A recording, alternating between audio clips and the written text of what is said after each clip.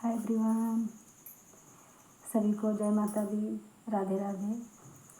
और नवरात्रि की ढेर सारी शुभकामनाएं मेरी तरफ से, है ना दोस्तों। कैसे हैं आप सभी? आई होप अच्छे होंगे।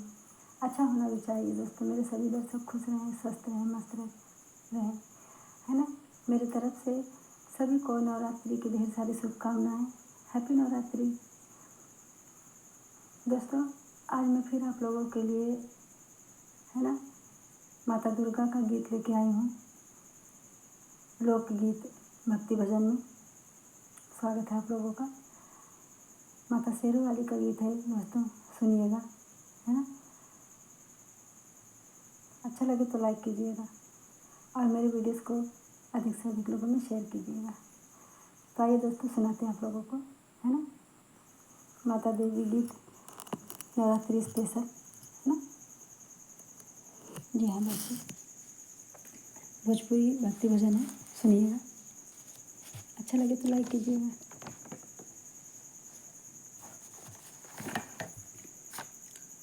सूतल मैया के जगाई कैसे, जगाई कैसे, बिना कैले दर्शनवा घरवा जाई कैसे।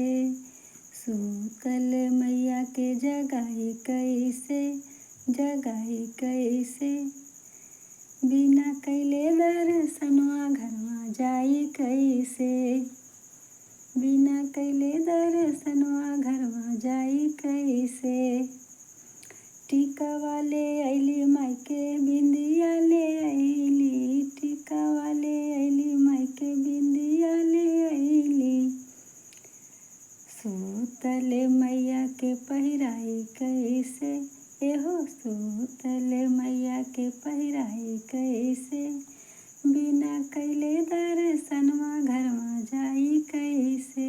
बिना कैले दर्शनवा घरवा जाई कैसे। सूतल मैया के जगाई कैसे, जगाई कैसे, बिना कैले दर्शनवा घरवा जाई कैसे।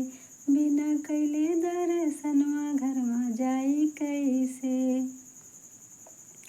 झुमका ले अली मायके नथिया ले अली, झुमका ले अली मायके नथिया ले अली। सूतल मैया के पहिराई कैसे, सूतल मैया के पहिराई कैसे, ए जी सूतल मैया के पहिराई कैसे, बिना कैले दर्शनवा घरवा जाई कैसे। बिना कैले दर्शनवा घरवा जाई कैसे। सूतल मैया के जगाई कैसे, जगाई कैसे, बिना कैले दर्शनवा घरवा जाई कैसे। हारा वाले अली मायके से नूरा ले अली, हारा वाले अली मायके से नूरा ले अली। सूतल मैया के पहिराई कैसे, ए जी सूतल मैया के पहिराई कैसे, बिना कैले दर्शनवा घरवा जाई कैसे। बिना कैले दर्शनवा घरवा जाई कैसे। सूतल मैया के जगाई कैसे, ए जी सूतल मैया के जगाई कैसे, बिना कैले दर्शनवा घरवा जाई कैसे। बिना कैले दर्शनवा घरवा जाई कैसे। लहंगा ले अली मायके जोड़ा वाले अली, लहंगा ले अली मायके जोड़ा वाले अली। लहंगा ले अली मायके चुनरी ले अली, लहंगा ले अली मायके चुनरी ले अली। सूतल मैया के जग पहिराई कैसे, ए जी सूतल मैया के पहिराई कैसे, बिना कैले दर्शनवा घरवा जाई कैसे। बिना कैले दर्शनवा घरवा जाई कैसे। सूतल मैया के जगाई कैसे, ए जी सूतल मैया के जगाई कैसे, बिना कैले दर्शनवा घरवा जाई कैसे, बिना कैले दर्शनवा घरवा जाई कैसे।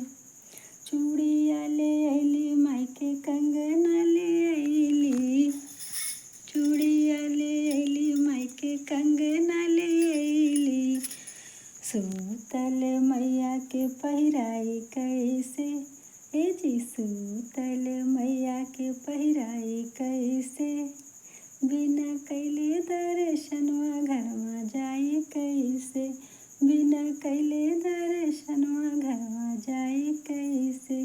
ए जी सूतल मैया के जगाई कैसे, जगाई कैसे, बिना कैले दर्शनवा घरवा जाई कैसे, बिना कैले दर्शनवा घरवा जाई कैसे। पायल ले अइली माई के बिछिया ले अइली, पायल ले अइली माई के बिछिया ले अइली। सूतल मैया के पहिराई कैसे, ए जी सूतल मैया के पहिराई कैसे, बिना कैले दर्शनवा घरवा जाई कैसे, बिना कैले दर्शनवा घरवा जाई कैसे। सूतल मैया के जगाई कैसे, ए जी सूतल मैया के जगाई कैसे, बिना कैले दर्शनवा घरवा जाई कैसे, बिना कैले दर्शनवा घरवा जाई कैसे।